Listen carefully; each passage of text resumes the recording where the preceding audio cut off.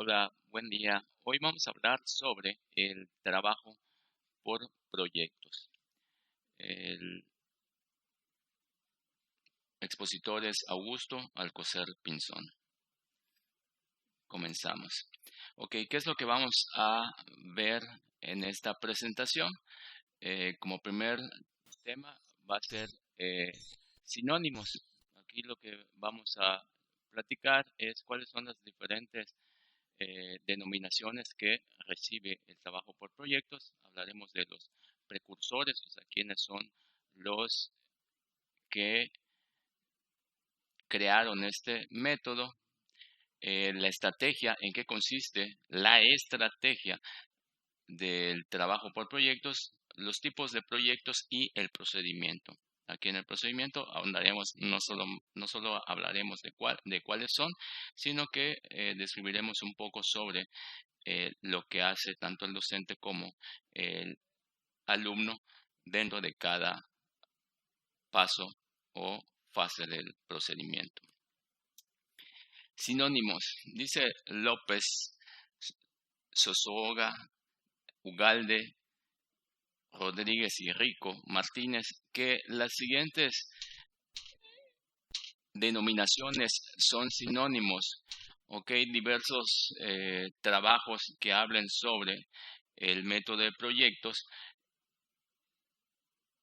van a tener estas diferentes denominaciones.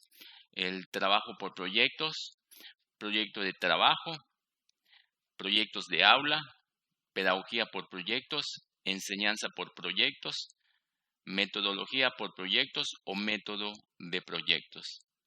Hay uno más que es el que es muy común, es aprendizaje basado en proyectos. Entonces, todos estos nombres son los que recibe el método de proyectos. Nosotros emplearemos el nombre de trabajo por proyectos. ¿Quiénes son los precursores? Ok, uno de los que mencionan diversos autores de los precursores del trabajo por proyectos es este señor John Dewey, de 1859 a 1952. John Dewey fue un filósofo estadounidense, fue pedagogo también. Él tenía ciertas ideas de transformación de la pedagogía. Él fue un docente y fue investigador. Tuvo la oportunidad de crear una escuela denominada Escuela Experimental. En esa escuela él enseñaba actividades cotidianas a los niños y a las niñas, costura, cocina, carpintería, actividades que en esa época o en ese lugar eran muy frecuentes. Partiendo de esta serie de actividades, él aprovechaba estas actividades como un pretexto para que los niños y las niñas vean o noten la necesidad de aprender otras cosas, ¿no? Por ejemplo, si necesitaban enviar una carta, necesitan escribir, entonces ellos se dan cuenta que tienen que escribir y eso obviamente impulsa a los estudiantes a aprender ciertos conocimientos que la escuela brinda, ¿no? Y lo mismo pasa con los números. Ellos necesitaban contar o necesitaban medir y de esa manera se daban cuenta que ocupaban aprender números, sumar, restar o cualquier otra operación matemática. Y entonces su filosofía era el de teoría y práctica, es decir, él pretendía que a través de la práctica crear oportunidades que permitan a los estudiantes darse cuenta de la necesidad de ciertos conocimientos y ellos mismos, los estudiantes, al darse cuenta, iban a sentirse motivados e iban a buscar el conocimiento. Y la otra parte era que en estas escuelas experimentales, ellos con los tipos de actividades que hacían, les permitía interactuar entre ellos para que ellos mismos tomen decisiones de manera colectiva, y eso fomentaba la democracia. Es decir, al final del camino lo que necesitamos es ciudadanos que en sus situaciones cotidianas puedan interactuar y puedan participar de la vida en la comunidad. ¿Ok? Entonces, este fue John Dewey. La palabra clave aquí es la escuela experimental, donde los niños practicaban y tenían conocimientos o adquirían conocimientos como la escritura, la lectura, mediante las actividades que ellos creaban. Y la idea de que ellos interactúen y puedan tomar decisiones para vivir en una sociedad democrática. Entonces el alumno tenía mucha participación dentro de su aprendizaje en esta escuela experimental. Este fue John Dewey. Democracia, teoría y práctica, y actividades que aplicaban o que ocurrían en su cotidianidad. Luego sigue este señor que se llamó William Kilpatrick, de 1871 a 1965. William Kilpatrick fue alumno de John Dewey en un estudio de posgrado. O sea que se puede decir que tuvo cierta influencia de John Dewey en su vida profesional. ¿Ok? Ya que fue su docente en un posgrado que Kilpatrick estudió. Entonces, si tuvo influencia, recordemos las dos palabras: democracia, aquí la interacción en situaciones cotidianas y donde los alumnos puedan interactuar y tomar decisiones ellos mismos y ser partícipes de su aprendizaje. Entonces, influenciado a Kilpatrick a través de John Dewey en su posgrado. Hay otras dos personas que, según la bibliografía de Kilpatrick, influyeron en su filosofía. Son su madre y su padre. El padre fue reverendo y también fue administrador en una finca.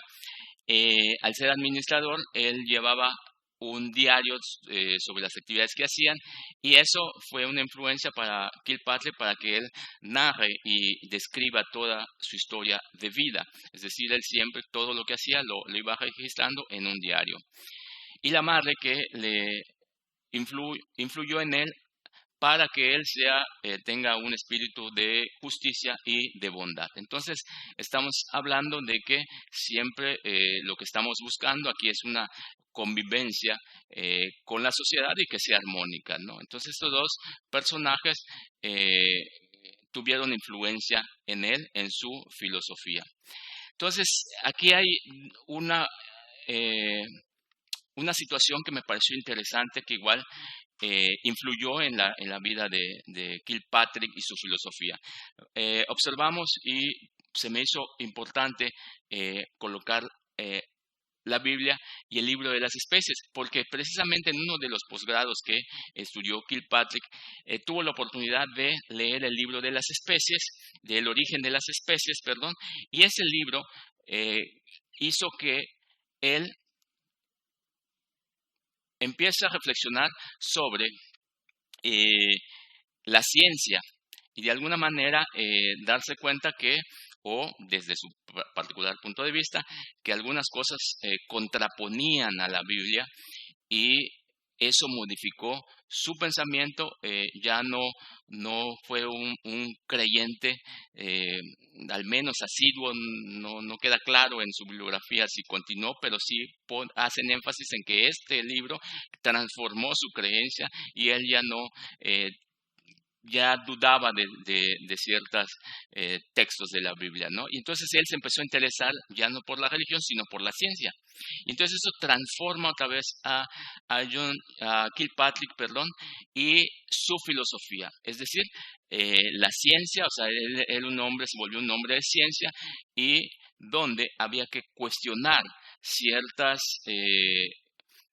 experiencias o ciertas situaciones o eh, las expresiones o la información que dan ciertas personas a unas u otras, ¿no? Es decir, o sea, en este caso, pues, él empezó a cuestionar la Biblia, ¿no? Ya de ser un creyente, dejó de serlo precisamente al obtener un conocimiento adicional. Entonces, eso fue lo que eh, se puede observar en el libro que él sacó, que se denominó, que o sea, él escribió este libro que se llama The Project Method, perdón. Eso ocurrió en 1918, ¿ok? 1918. Entonces, en el libro de The Project Method, él realmente no creó un método. Él dice que inclusive reflexiona en este texto, él mismo dice que pudo haberle puesto cualquier otro nombre, no necesariamente The Project Method, ya que lo que él quería o lo que él quiso referir en su libro es una actividad con propósito. Y entonces hace no un comparativo, sino busca un sinónimo o menciona que puede ser sinónimo actividad con propósito o el método de proyectos. Entonces a él lo que le interesaba es que las actividades sean con propósito, es decir, que haya una intención. Por eso él de alguna manera puso en duda en ese momento, en su propio texto, de escribirle el The Project Method. No obstante, así lo dejó. Pero dijo él que pudo haberle puesto otro nombre. Ahora bien, también refiere que no es la primera persona que trabajaba con proyectos. De hecho, aquí recordemos a John Dewey, que tenía una escuela experimental. Y ahorita vamos a ver a qué se refería él cuando dice o dijo que no era el primero que iba a hablar sobre el método de proyectos, ¿ok? Entonces, todo esto que hablamos de democracia, de participación del alumno, en prepararlo para la vida, de que sea una persona involucrada en las actividades sociales, que sea una persona que actúe con bondad y con justicia. Entonces, todos estos elementos que ya vimos se encuentran en The Project Method, ¿ok? No olvidemos esto que acabamos de comentar y para cuando hablemos sobre la estrategia, ¿ok? ¿Cuál es la estrategia? Ok, la estrategia es la siguiente. Dice Kilpatrick, dice, debe ser un propósito de corazón. Voy a regresar al título de esta diapositiva, estrategia. ¿Qué es la estrategia? La estrategia es una serie de directrices, es decir, no te dicen cómo específicamente lo vas a hacer. Lo que te va a decir es qué características debe de cumplir para que tú alcances un propósito. En este caso, lo que quieren hacer es crear un ciudadano, o sea, que esté preparado para la vida. Y ahorita vamos a ver a qué se refería. Lo que sí quiero que quede claro es que la estrategia no te da un procedimiento paso a paso. Lo único que te da son directrices, es decir, qué características debe de cumplir, y tú, en tu práctica, lo que tienes que hacer es seguir estas características y tú creas o desarrollas el método o las acciones que te lleven a ti a cumplir con estas características. Y en ese sentido yo menciono que es una estrategia. No es un método paso a paso, sino una serie de características que debe de cumplir tu actividad de aprendizaje para que sea eh, un un aprendizaje basado en proyectos o un trabajo por proyectos, ¿ok? Entonces, la primera directriz es el propósito de todo corazón, o sea, es decir, lo que dije anteriormente, que refirió Kilpatrick, dice, le pudo haber puesto método por proyectos o actividad con propósito, es decir, aquí lo que se refiere cuando habla de actividad, de propósito de todo corazón, se está refiriendo a que cuando una persona quiere hacer algo, le va a poner todo su empeño. Y es decir, si alguien, ejemplo, ¿no? O sea, se me ocurre que quiero hacer un viaje, no sé, a Holbox, ¿no? Entonces, si ya con esa intención y con toda esa emoción que me puede producir el imaginarme ir o estar allá en las playas de Holbox, todo eso va a ponerme en un estado muy motivador, que me va a llevar a mí a hacer una serie de acciones para que yo cumpla con este propósito que es ir a Holbox. Entonces, ¿pero por qué? Porque yo quise ir y porque esa es mi decisión, y a eso le refiere la actividad que debe ser de un propósito de todo corazón. Es decir, que yo esté convencido de que eso que voy a hacer es lo que quiero hacer, y como lo quiero hacer, le voy a poner todas mis ganas y voy a hacer todas las acciones que sean necesarias para hacer la actividad. Y a eso se refiere con que debe ser un propósito de todo corazón. ¿Ok? Educación para una vida digna. ¿A qué se refiere con educación para una vida digna o democrática? Decía Kilpatrick, ¿qué es una vida digna? Una vida digna es la que tiene una persona que toma al toro por los cuernos, por así decirle.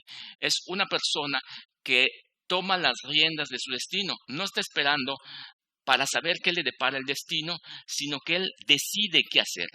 Por ejemplo, en este ejemplo de la actividad de todo corazón del viaje a Holbox, es decir, yo decido ir, ¿ok? Y entonces, como decido ir, yo voy a hacer una serie de acciones para realizarlo.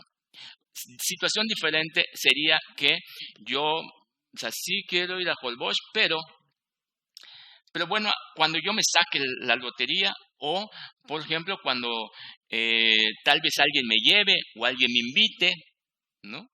Y entonces esto ya no es un tomar el destino bajo nuestro control, sino que lo estamos dejando al azar, y eso es lo que no se quiere en este tipo de actividades, ¿no?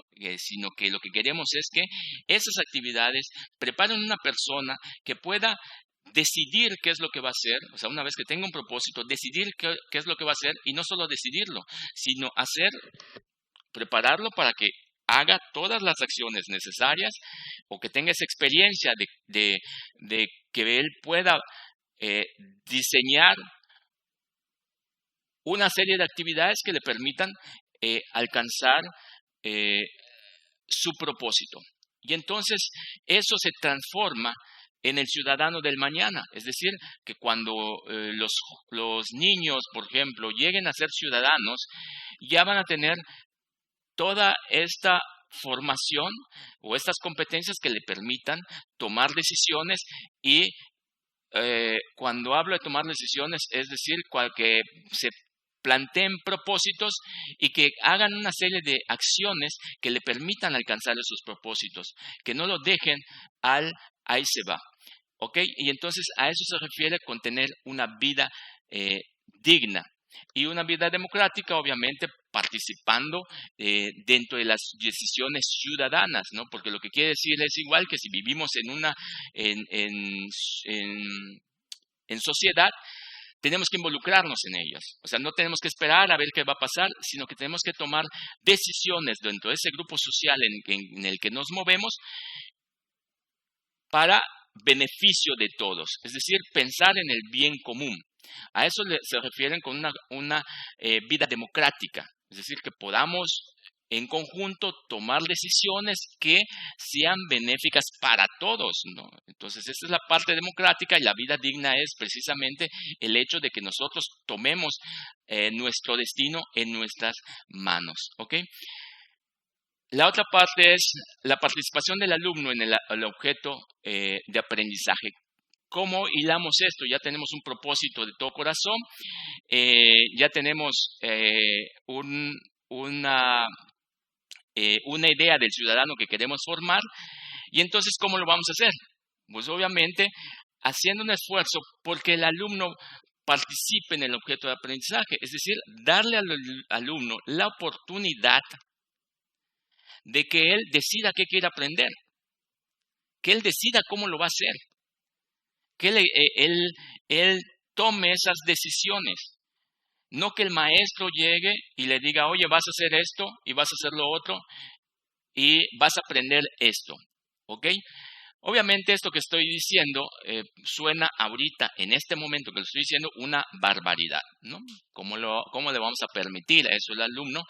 Sin embargo, no olvidemos que esta cuestión es una estrategia, es una directriz, por una parte, y por otra, obviamente, lo que se quiere con esta intención de que el alumno participe son dos cosas. Si él decide qué quiere aprender, a mí me queda claro que de la misma decisión que hicimos del viaje que yo quiero realizar a Holbox, pues si quiero yo hacerlo, voy a tener que tomar una serie de acciones para que yo cumpla con ese propósito. Y lo mismo pasa acá, es decir, vamos a permitir que el alumno decida para que él se vaya acostumbrando y que vaya aprendiendo a que él tiene que tomar esas decisiones que van a permitir alcanzar estos propósitos en su vida. No olvidemos que estamos formando a ciudadanos.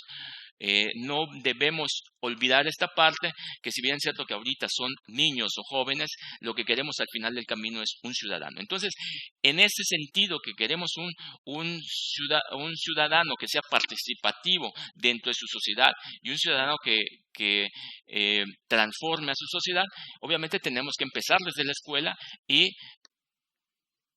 permitirle a él que él decida qué es lo que quiere aprender, cómo aprenderlo, y que él tome las riendas de su aprendizaje, ¿ok?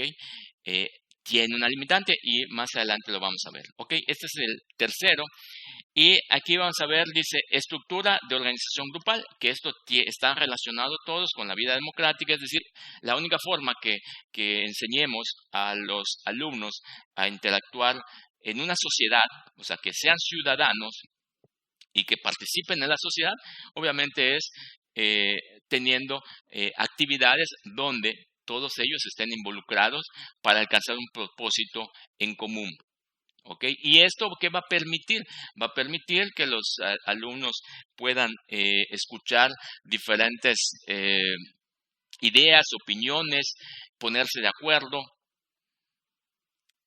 regular sus emociones. Y entonces, esto va a ser fomentado a través de una actividad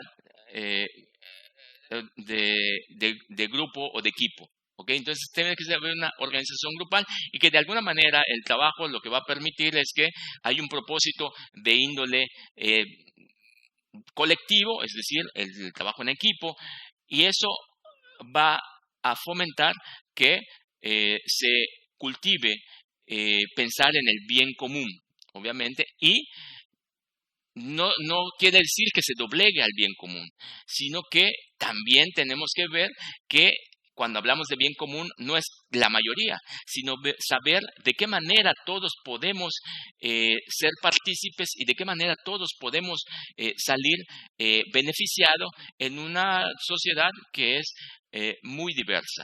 Entonces, y consiste también en un apoyo mutuo para alcanzar un objetivo. Y entonces, por eso es importante esta directriz de que sean estructuras de organización grupal. Y aquí es lo que decía sobre ciertas limitantes de la participación del alumno en el objeto de aprendizaje. La participación ya dijimos que es que él decida qué temas, de qué manera. y que él tome una serie de acciones para que él aprenda, ¿no? Pero decía Kilpatrick, inclusive John Dewey igual decía esto, que no quiere decir que sea de manera arbitraria. Es decir, aprende lo que quieras, niño o joven. No, sino que con base en los contenidos y propósitos podamos orientar adecuadamente a los alumnos para que él se motive, se interese y, ¿por qué no?, dentro de ese tema, que sea el alumno que pueda elegir qué es lo que quiere aprender, ¿no? Y si de plano no se puede, porque tal vez le hace falta conocimiento o experiencia, darle unas opciones a los alumnos para que ellos decidan de entre todas esas opciones cuál sería de su interés. Entonces, esto de participación de alumnos no está peleado con esto. O sea, lo que se pretende es buscar un equilibrio, porque como ya señalamos, lo que va a hacer cuando el alumno decida, eso va a permitir que él se involucre en la actividad y ponga todo su esfuerzo para que esa actividad se realice y para que él, obviamente el propósito de la actividad al final del camino es que él adquiera competencias. Entonces, todos estos elementos tienen que estar vinculados y están equilibrados, no son irracionales, ¿no? O sea, no son contrapuestos, perdón, sino que de uno con el otro se relaciona. El otro elemento es la teoría y la práctica, ¿no? Es decir, cómo hacemos que las actividades tengan una aplicación en la vida real, ¿no? Hasta cierto punto, ¿no? Y cómo es que podemos aplicar lo que estamos aprendiendo, ¿no? Recordemos la escuela de experimental de Dewey, ¿no? Donde es una escuela donde los alumnos cocinaban, atendían una granja y ahí aplicaban o aprendían a leer, a sacar cuentas, a medir. Y entonces ahí veían una mezcla entre la teoría y la práctica. Y a eso se refiere. O sea, tiene que ser una estrategia, o sea, la estrategia involucra la teoría y la práctica. Y este elemento que igual lo menciona Kilpatrick en el libro El método por proyectos, de un entorno adecuado, que no lo toca a profundidad. Solo dice, bueno, es que sí, para poder conseguir todas estas series de directrices, no solo habría que atender al diseño de la actividad, sino que tendríamos que atender a los programas, a los planes, a los contenidos, a los espacios físicos, al mobiliario, ¿ok? Y a los recursos. Y entonces estamos hablando de 1918. Las escuelas han evolucionado, unas más que otras, y de alguna manera se están considerando estos. En algunas, otras ya sabemos que no se logra. No obstante, bueno, ahí lo toca, en el Project Method lo menciona, pero no lo menciona a fondo. Simplemente a los que más se enfoca él son a estos 2, 4, 6 primeros. Y este sí lo toca de manera leve, pero obviamente tendría que atenderse. Entonces, esta es la estrategia. Entonces, ¿cómo hacemos nuestras actividades para que cumplan con todas estas directrices? ¿Ok? Entonces, las enumeramos nuevamente: propósito de todo corazón, participación del alumno en el objeto de aprendizaje, educación para una vida digna o democrática, estructura de organización grupal, atender a los contenidos y propósitos, que se equilibre la teoría y la práctica y hacer un esfuerzo porque haya los entornos adecuados. ¿Ok? Y entonces vamos a leer, esto es una parte de la conclusión del libro del método de proyectos de Kilpatrick. ¿Ok? Dice, tampoco podemos considerar lo que este tipo de procedimiento significa para la democracia al proporcionar mejores ciudadanos, alerta, capaz de pensar y actuar, demasiado inteligente, crítico, para ser fácilmente engañado por políticos o por medicamentos patentados, autosuficientes, listos para adaptarse a las nuevas condiciones sociales que se imponen. Entonces aquí nos está diciendo cuál es el tipo de ciudadano que queremos, que era lo que ya dijimos, alguien que tome las riendas sobre su destino y que no lo engañen, ¿no? Sino que él pueda discernir entre la verdad o lo que puede ser verdad de la mentira, sobre todo en estos tiempos donde mencionamos que en el caso particular de la información en la internet, que hablamos de las fake news, ¿no?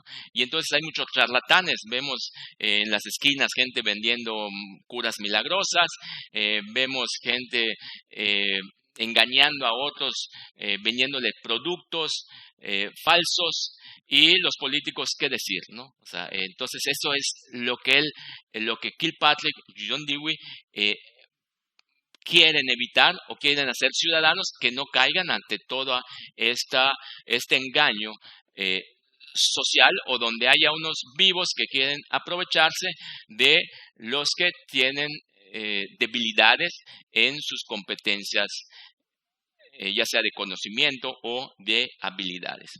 Ok, hasta aquí la primera parte y luego regresaremos con los tipos de proyectos y el procedimiento.